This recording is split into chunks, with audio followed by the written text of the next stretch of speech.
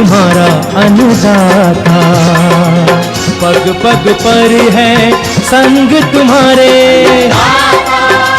अन्नदाता।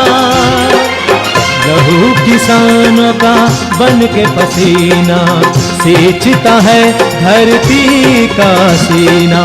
मेहनत का तेरी हक दिलवाने, नई तकनीक नई खोज बताने।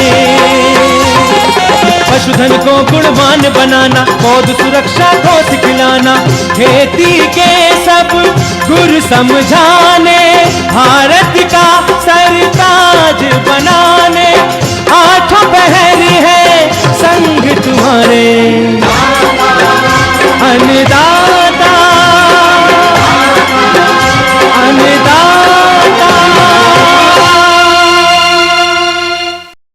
नमस्कार, मैं हूं आपके साथ ऋतु ज्ञानवानी। आप सभी दर्शकों का अन्नदाता कार्यक्रम में स्वागत करती हूं। हमारे देश का किसान जन का पोषक है, वो श्रम का देवता है, अन्नदाता है, उसमें ही भारत की आत्मा निवास करती है। ऐसे ही किसानों की प्रगति के लिए हम खेती बाड़ी से जुड़ी हुई बहुत सी नई लाभकारी जानकारियां हर रोज सुबह लेकर आते हैं। तो चलिए कार्यक्रम शुरू करने से पहले देखते हैं क्या है आज के अन्नदाता कार्यक्रम में। गर्मी में हरे चारे के लिए कैसे करें बाजरा चरी की उन्नत तकनीक से खेती। मिर्च की फसल में रोगों की समस्या का समाधान।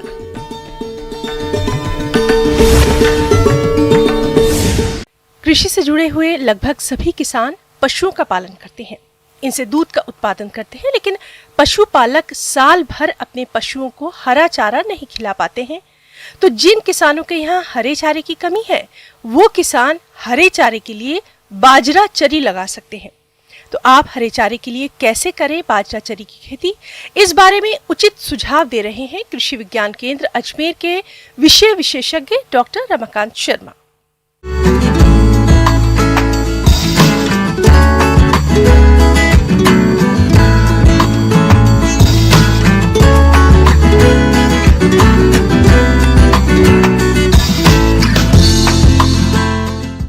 किसान भाइयों, आज हम बात करेंगे जैविक खेती के मुख्य घटक वर्मी कंपोस्ट की।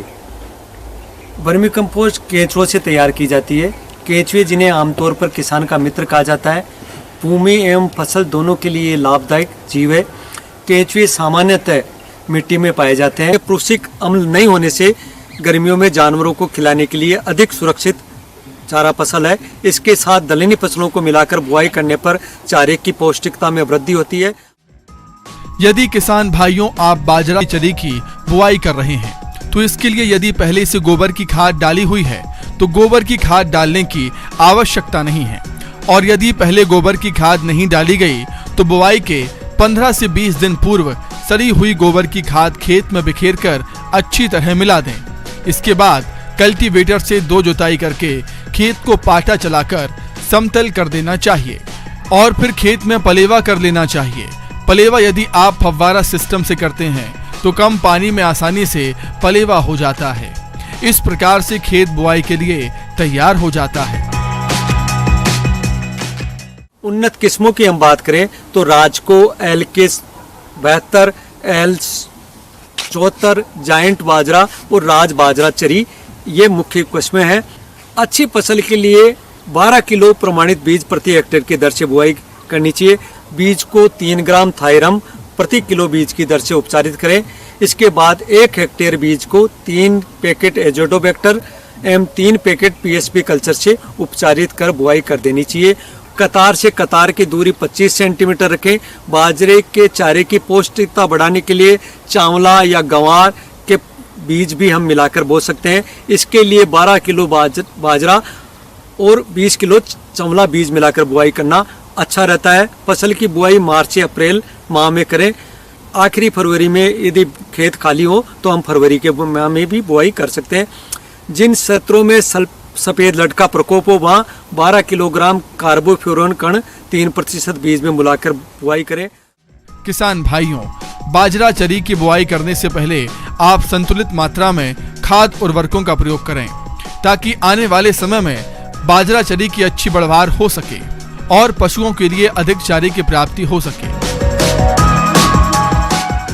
उर्वरक उपयोग की बात करें तो उर्वरक मिट्टी परीक्षण के आधार पर ही देना चाहिए। सामान्यतः 8 से 10 टन गोबर की खाद प्रति हेक्टेयर देवें। बुआई से पूर्व 65 किलो डीएपी और 40 किलो यूरिया अथवा 200 किलो सिंगल सुपर फास्फेट देवें। खड़ी फसल में बुआई के 1 माह बाद 65 किलो यूरिया देवें। अतिरिक्त कटाई हेतु प्रत्येक कटाई के बाद 65 किलो यूरिया प्रति हेक्टेयर की दर से यूरिया का छिड़काव करें। जायद चारा फसलों की 8 से 12 दिन अंतराल पर आवश्यक सिंचाई करते रहें। कटाई पहली कटाई फूल आने पर करें, जो लगभग 50 से 60 दिन बाद, और बाद की कटाइयाँ 35 से 40 दिन के अंतराल पर करें। कटाई 10 सेंटीमीटर की ऊंचाई से करें। इससे फसल की पुनः वृद्धि अच्छी होगी और आगे की कटाई में कम समय में अच्छी उपज प्राप्त होगी। बाजरा चरी को खेत से काटने के बाद कई किसान सीधे पशुओं को खाने के लिए डाल देते हैं, जिससे पशु बाजरे की पत्ती तो खा लेते हैं और डंठल छोड़ देते हैं। ऐसा करने से बहुत सारा चारा व्यर्थ चला जाता है। तो किसान भाइयों, आप ऐसा कदापि ना करें, बल्कि बाजरा चरी की कटाई के बाद उसको कुट्टी काटने वाली मशीन से काटकर पशुओं को खिलाएं। ऐसा करने से पशुओं को हरा चारा खाने में तो आसानी रहती है, साथ ही पशु इस कुट्टी किए हुए संपूर्ण चारे को खा लेता है, जिससे चारे का नुकसान नहीं होता।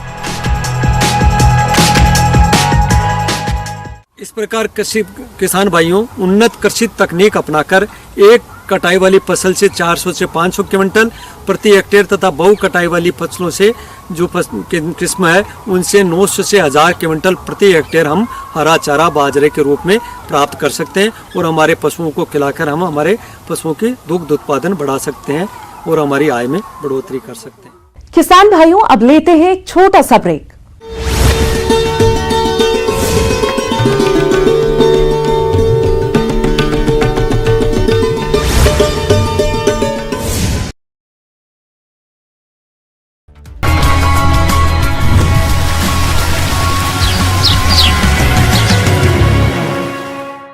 ब्रेक के बाद आप सभी दर्शकों का अन्नदाता कार्यक्रम बहु उपयोगिता के कारण अपना एक अलग स्थान रखता है।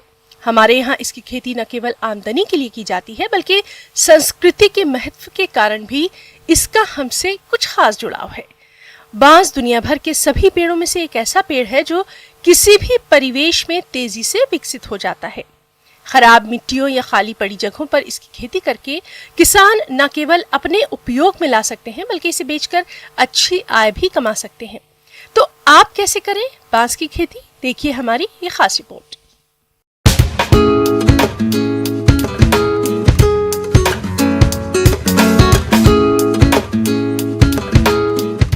आज हमारी चर्चा होगी कि बांस प्रजाति के बारे में, और हम बताएंगे कि बांस प्रजाति किस तरह से बहुत ही महत्वपूर्ण है और ये किसानों को किस तरह से लाभ दे सकती है।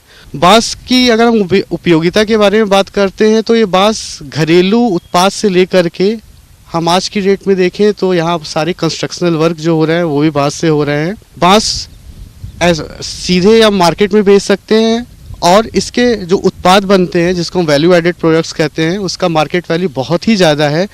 तो ये हम एंटरप्रेन्योरशिप के भी तरीके से हम इसको उपयोग कर सकते हैं। बांस के पेड़ आज हर गांव में देखे जा सकते हैं, जो कि कई गांव में पहले की तुलना में बहुत कम रह गए हैं। इसका कारण है बढ़ती आबादी का दबाव, जबकि इसके बिना कृषि अधूरी है। आज बांस का उपयोग पहले की तुलना में बढ़ गया है। इसका उपयोग फसल को जानवरों से बचाने के लिए बाड़ के रूप में किया जाता है। कई फसलों में स्टैकिंग के लिए होता है। झोंपड़ी तैयार करने में, भवन निर्माण जैसे कार्यों में, यही नहीं बांस से कई घरेलू चीजें बनाई जाती हैं। इस तरह बांस के उपयोग को देखते हुए बांस की खेती से आप अच्छी आमदनी कर सकते हैं। जैसा हम देखते हैं कि बांस पेड़ की तरह बड़ा होता है, लेकिन ये घास के कुल का होता है और इसकी जो वृद्धि है वो बहुत तेज होती है। अगर हम देखें कि सभी को पता है कि यहाँ पानी की बहुत ही कमी है, और अगर हम मृदा की बात करते हैं तो यहाँ जो न्यूट्रिएंट स्टेटस है वो भी बहुत ही कम है। तो ऐसे कंडीशन में क्या है कि हमारे किसान भाइयों के लिए ये दिक्कत आती है कि ऐसी कौन सी क्रॉप लगाएं। और हमें पता है कि अगर हम खेती की बात करें तो अभी जो कृषि वानिकी है वो सबसे अच्छा तरीका माना जाता है कृषि के लिए। तो कृषि वानिकी के लिए बांस की बहुत ज़्यादा उपयोगिता है, क्योंकि बांस ऐसी उपज है जिसके लिए बहुत ज़्यादा पानी की ज़रूरत नहीं होती है। ये आप वेस्ट लैंड पे भी लगा सकते हैं। इसके अलावा इसको फर्टिलाइज़र की ज़रूरत नहीं होती है, तो बहुत ही कम इनपुट में हमें मैक्सिमम आउटपुट मिलता है। बांस 3 साल के अंदर ही आपको पूरी इसकी उपज मिल जाती है। यहाँ सबसे जो ज़्यादा पाया जाने वाला बांस है वो लाठी बांस है, जिसको हम बोलते हैं डेंड्रोकैलमस स्ट्रिक्टस। इसके अलावा बांस की अन्य प्रजातियों में बैम्बूसा वल्गैरिस, बैम्बूसा वल्गोवा, पीला बांस, हाथी बांस और बैम्बूसा टुल्ला है। इन प्रजातियों को वानिकी विभाग से संपर्क करके आप ले सकते हैं। अगर आप बांस के संवर्धन की बात करें तो हमें ये जानना होगा कि बांस जो है वो मोनोकार्पिक होता है। इसका मतलब ये है कि ये पूरे जीवन में एक ही बार इसके फल लगते हैं, तो इसमें बीज तो हमें नहीं मिल पाता है। तो इसके लिए हम क्या करते हैं, कायिक संवर्धन होता है जिसको वेजिटेटिव प्रोपगेशन कहते हैं। तो हमारे किसान भाई क्या कर सकते हैं कि इसके जो ब्रांचेस होती हैं उसको कुछ हार्मोनल ट्रीटमेंट्स होते हैं उसके द्वारा भी लगा सकते हैं। साथ साथ अभी बहुत ही ज़्यादा प्रचलित है टिश्यू कल्चर, जिसको ऊतक संवर्धन कहते हैं। तो ऊतक संवर्धन विधि द्वारा भी हम क्या कर सकते हैं कि बांस को बहुत ही ज़्यादा मात्रा में बहुत ही कम समय में हम तैयार कर सकते हैं। बांस की खेती के लिए पौधों की जरूरत होती है, जिसके लिए आप चाहें तो पुराने बांस की जड़ को काटकर लगा सकते हैं। लेकिन इन बांसों की लंबाई मोटाई अधिक होने की वजह से इनका कई जगहों पर उपयोग नहीं हो पाता है। इसीलिए आप उन्नत प्रजातियों के पौधे वानिकी विभाग या अन्य निजी संस्थाओं से ले सकते हैं। इनसे आपको अच्छी क्वालिटी के बांस मिलेंगे, जिससे आपको अधिक लाभ मिलेगा।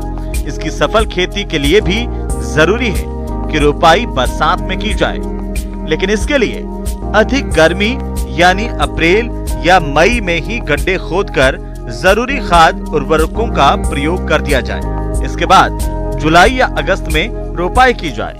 आगे और भी है खेतीबाड़ी से जुड़ी हुई बहुत सी रोचक जानकारियां। यहां रुकेंगे एक और ब्रेक के लिए।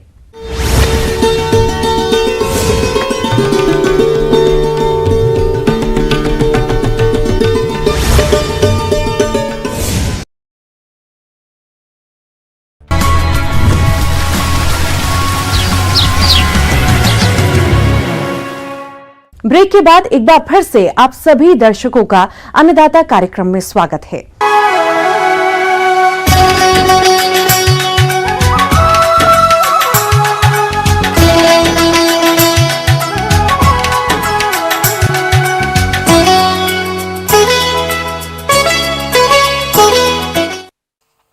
प्रदेश में मिर्च की खेती अधिक एरिया पर की जाती है, जिसकी खेती वर्ष भर होती रहती है। लेकिन इस फसल में कई तरह के रोग भी लगते हैं, जो कि फसल की पैदावार और उपज को काफी प्रभावित करते हैं। इसलिए आज हम आपको मिर्च की फसल में पर्ण कुंचन और श्याम वर्ण रोग की पहचान और इनके नियंत्रण के बारे में बताएंगे। तो प्रस्तुत है आज के इस विशेष अंश के माध्यम से।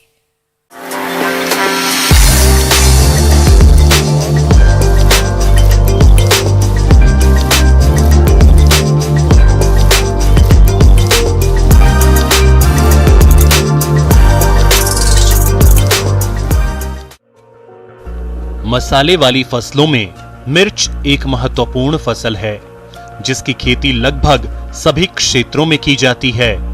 लेकिन मिर्च की फसल में कई प्रकार के रोग देखने में आते हैं, जिससे पैदावार बहुत कम हो जाती है। अगर किसान भाई समय पर इन रोगों की पहचान करके उनकी रोकथाम कर लें, तो अधिक उत्पादन प्राप्त कर सकते हैं। किसान भाइयों, मिर्च की फसल में पर्ण कुंचन रोग अधिक देखने को आता है। यह एक विषाणु जनित रोग है, जिसे सफेद मक्खी कीट द्वारा एक पौधे से दूसरे पौधे में फैलाया जाता है। इस रोग से ग्रसित पौधों की बढ़वार रुक जाती है और उनकी पत्तियां छोटी नीचे की ओर मुड़ जाती हैं। इस तरह किसान भाइयों, इस रोग से बचने के लिए हमें इसकी खेती करने से पूर्व ही कुछ बातों को ध्यान में रखना होगा। जैसे कि इसकी खेती के लिए रोग रोधक किस्मों का चयन करना चाहिए और जो हम बीज लाएं वह किसी प्रमाणित संस्था से ही लाएं और बीजों की बुआई लो टनल पॉली हाउस में करें, जिससे बाहर से विषाणु रोग से नर्सरी पौध में आने की संभावना कम हो जाएगी। यदि किसान भाइयों इस रोग के लक्षण खड़ी फसल में दिखाई दे रहे हैं तो आप रोगग्रस्त पौधे को उखाड़कर नष्ट कर दें और इसके अलावा इस रोग को फैलाने वाले कीट के नियंत्रण के लिए नीम तेल 5 मिलीलीटर प्रति लीटर पानी की दर से घोल बनाकर फसल पर छिड़काव कर दें। किसान भाइयों, यदि इस रोग का प्रकोप फसल में ज्यादा देखने में आ रहा है तो आप इसके रासायनिक नियंत्रण हेतु इमिडाक्लोप्रिड दवा की 1 मिलीलीटर मात्रा को 3 लीटर पानी में घोल बनाकर फसल पर छिड़काव कर दें, जिससे आप इस रोग पर काफी हद तक नियंत्रण पा लेंगे। किसान भाइयों, मिर्च की फसल में एंथ्रेक्नोज, जिसे श्याम वर्ण रोग के नाम से जाना जाता है, उसका भी प्रकोप काफी देखने में आता है। इस रोग की शुरुआती अवस्था में पौधों की कोमल शाखाओं का ऊपरी हिस्सा सूखने लगता है और नीचे की ओर बढ़ता है। इस रोग से प्रभावित पौधों की पत्तियां गिरने लगती हैं। फलों पर यह रोग पकने की अवस्था में होता है।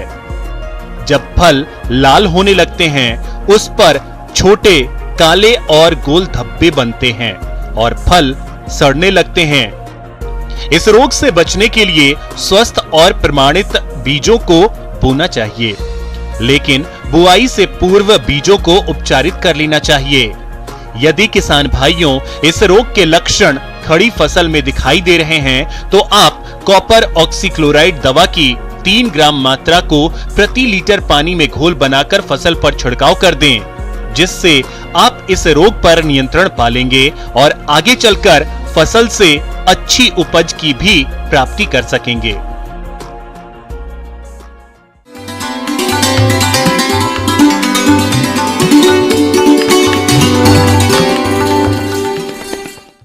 और आइए अब जानते हैं अन्नदाता निशुल्क फोन के माध्यम से पूछे गए समस्याओं का समाधान।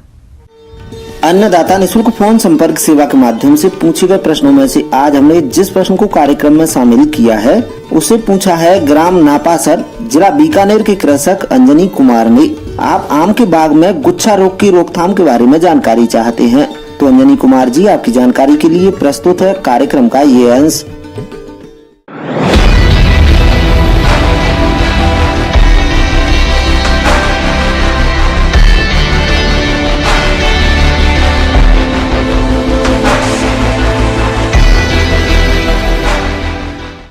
आज हम चर्चा करेंगे मैंगो माल फॉर्मेशन, जो एक कार्यकी विकार होता है आम में, उसके बारे में।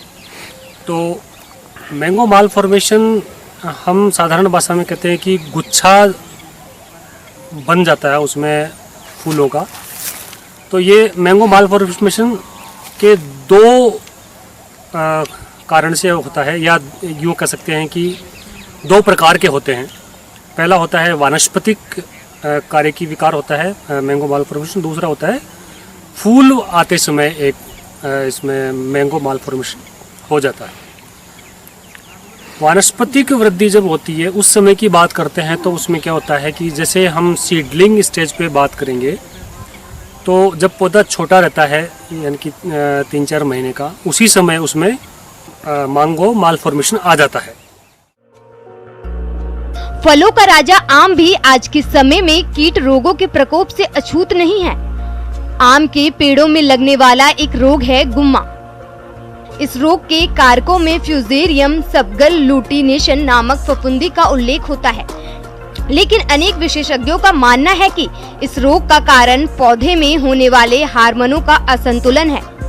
गुम्मा रोग से ग्रस्त आम के पेड़ में पत्तियों और फूलों में असामान्य वृद्धि हो जाती है, जिससे एक ही स्थान पर अनगिनत छोटी छोटी पत्तियां निकल आती हैं और बोर के फूल गुच्छों में हो जाती हैं। तो चलिए जानते हैं इस रोग के कारण और पहचान के लक्षणों के बारे में।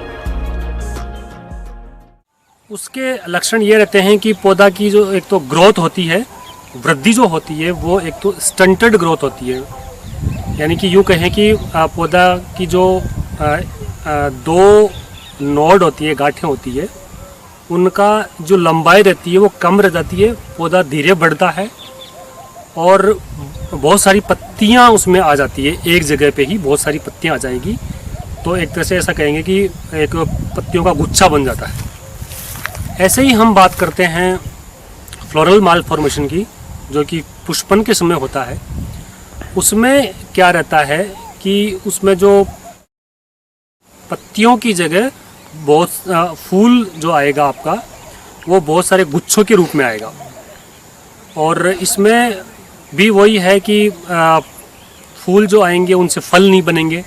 अब इसके कारण भी जो होते हैं मैंगो मालफॉर्मेशन के, वो एक कारण नहीं होता है, इसमें बहुत सारे कारण हो सकते हैं, जैसे कि कोई डिजीज़ हो, लो टेम्परेचर हो, माइट्स का इफेक्ट हो, CN रेशो जो कार्बन नाइट्रोजन का रेशो रहता है वो हो सकता है, एमिनो एसिड्स, प्रोटीन्स, मतलब बहुत सारे इसके कारण हो सकते हैं। किसान भाइयों, आम के बाग में कई तरह की समस्या आती रहती हैं। जो बागवान समय रहते रोग की सही पहचान करके नियंत्रण के समुचित उपायों को अपनाते हैं, वे आसानी से रोग की रोकथाम करके आने वाले दिनों में अच्छे उत्पादन प्राप्त करते हैं। तो आम के बाग में गुम्मा रोग की रोकथाम के लिए बागवान कौन कौन से उपायों को किस प्रकार से अपनाएं, वो इस प्रकार से है। तो इसमें हमें क्या करना है कि अक्टूबर के पहले या दूसरे सप्ताह में, लगभग ये मान लीजिए कि आप 20 अक्टूबर के आसपास, यदि हम जो NAA नेप्थलीन एसिटिक एसिड होता है, जिसको हम प्लानोफिक्स के नाम से बाज़ार में लेते हैं, उसका हम यदि स्प्रे कर देते हैं 200 ppm कहें तो 200 मिलीग्राम 1 लीटर पानी में यदि उसका स्प्रे करके, और उसके बाद में हर 15 से 20 दिन के अंतराल पे यदि स्प्रे करते रहेंगे, तो मैंगो मालफॉर्मेशन से काफ़ी हद तक हम नियंत्रण हो जाता है। इसके अलावा हम गुच्छे यदि बन जाते हैं तो उनको हम समय समय पे तोड़ते रहते हैं और बगीचे में साफ़ सफाई रखते हैं। ध्यान रखना चाहिए कि एक तो जो इसकी प्रतिरोधी जो किस्में होती हैं, सहनशील जो किस्में होती हैं, वो उगाएं। ये यदि हम करेंगे तो हमारा मैंगो मालफॉर्मेशन का कंट्रोल हम कर पाएंगे।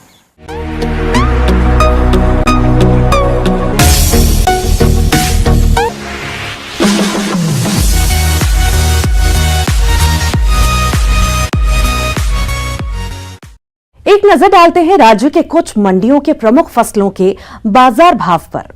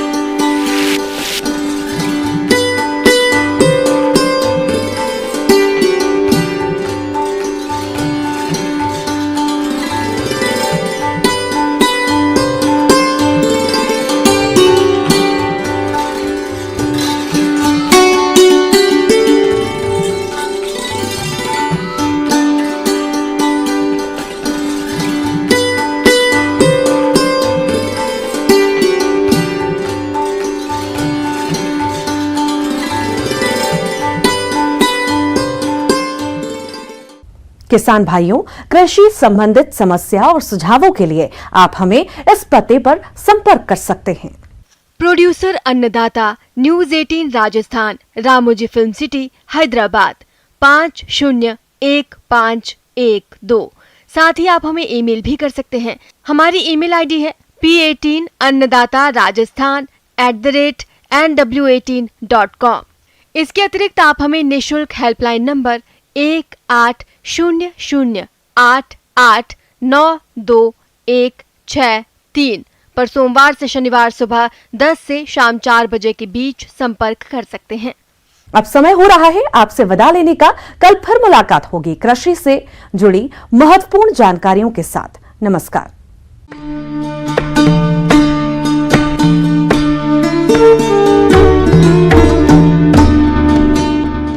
घड़ी के